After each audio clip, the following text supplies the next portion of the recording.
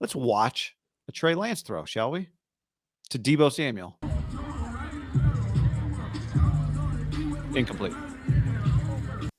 So this play live, this is for those of you not watching. If you're listening to the podcast, hello. Good to have you on the pod. This is a Deebo in motion behind Trey Lance, running parallel to the line of scrimmage.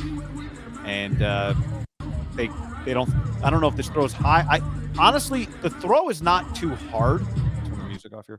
The throw is not too hard. That's not the problem with the throw. They just miss. What'd you think here? Did you on the drive home venture over to Craig Pappas, as Hunter Pence calls him, and John Lund? I did. I caught them. I just caught their Ayuk interview. How did we miss those guys there? Well, right when I passed you going into the gas station, where I'm sure we both got snacks. It's the Loop gas station, the Shell, just around the corner. It's really the best interior gas station snack situation I've seen in a long time. It's fantastic.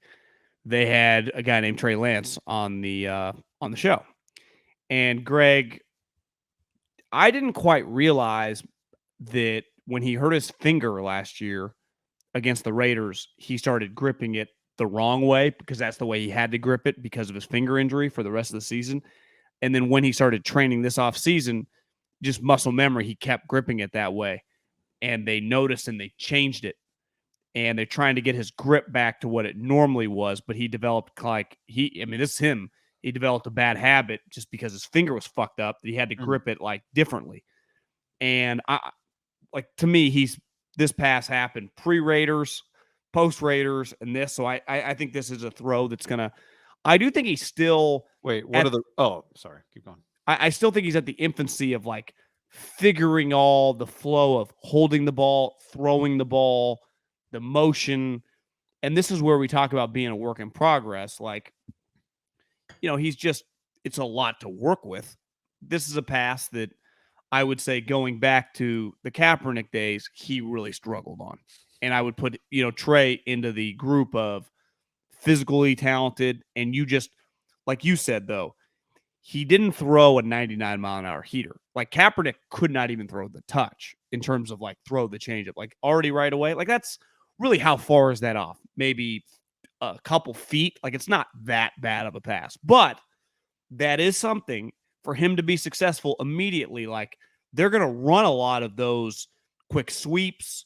When I say sweeps, Deebo in the backfield kind of loops out, quick screens. That's a huge part of their offense to Kittle right there. They run a lot of quick screens because those guys are so good after the catch. He's got to be accurate on those passes. If I remember correctly, the Arizona game, didn't he skip a ball and something like that? Now, again, that first throw, remember, was an easy throw to the flat. And I don't know if it was use check or something. Remember, Kyle tried to get him an easy throw on the first throw and he short hopped it.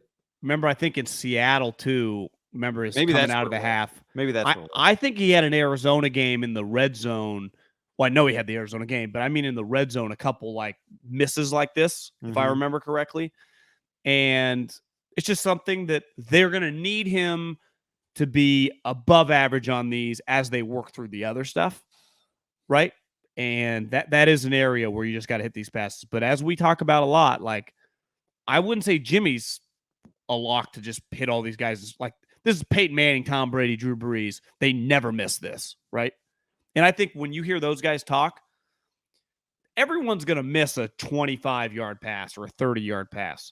But if you never miss, and the top quarterbacks, I would say, the new guys are a little more gunslingers, right? The Mahomes, Allen, Herbert. But I would say for the most part, you feel pretty confident with them on these throws. But the elite guys, the non-mobile guys, hung their hat on 100% on this.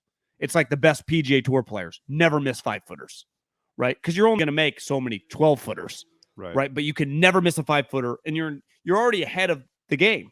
And this is going to be an area, to me, where you could argue, like in golf, they say, hey, work on a short game. Don't waste as much time fucking banging drivers. You could argue they should work on this more often.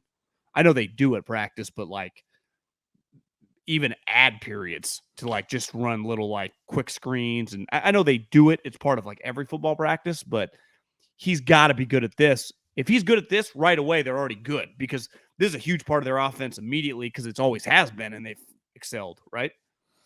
Yeah, if you told me he just hits all of these throws like a vet and is just, scattershot on the downfield throws, I'd say if they can just hit this stuff, it's a first down. Kyle just wants 7 yards. It's a 3rd and short. Just get it to Debo. Then I would say they're going to win 11 games, right? Like that's just the base. If he just does the basic stuff and the other stuff is gravy, they'd be in good shape. We saw twice today, and I know he's missed some deep throws deep. He doesn't underthrow the deep ball really, which is good. He overshoots the deep ball. Twice he overshot Debo today. I wonder, and we talked about it, I think, on the pod Thursday, and pretty big overthrows too, right? Yeah, I mean, he couldn't him and elite Debo just and are made the not. catch. They're just not in sync in the way that him and Ayuk are. You don't really see him miss to Ayuk. Not on that deeper pass, yeah. Well, a part of it is I wonder if is he throwing that deep ball? Is Debo slower than most guys he's been trying to throw that he's been training with throwing that deep ball to?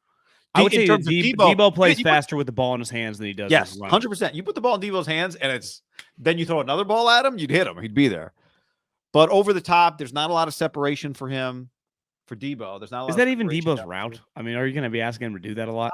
I don't think much, but I think it feels to me a little bit like Trey's trying to throw at Debo just because maybe they haven't had as many reps.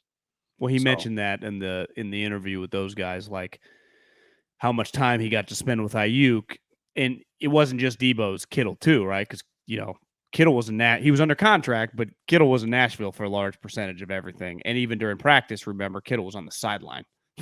Kittle wasn't even practicing until the OTAs when Debo showed up too, and then Kittle practiced. But like, I don't think. Do you now? Kittle's on a different program, a little bit of the Bosa. Like they're not. I would say this is clearly they are taking it easy on his reps for like we are not running in the ground with how you banged up. But like, do you feel great about their cohesion? I feel pretty good. I mean. He's close. He's going to be closer than Debo on the deep routes. You said, the one thing with Debo on the deep routes, he's missing them. The DB is just really close to Debo.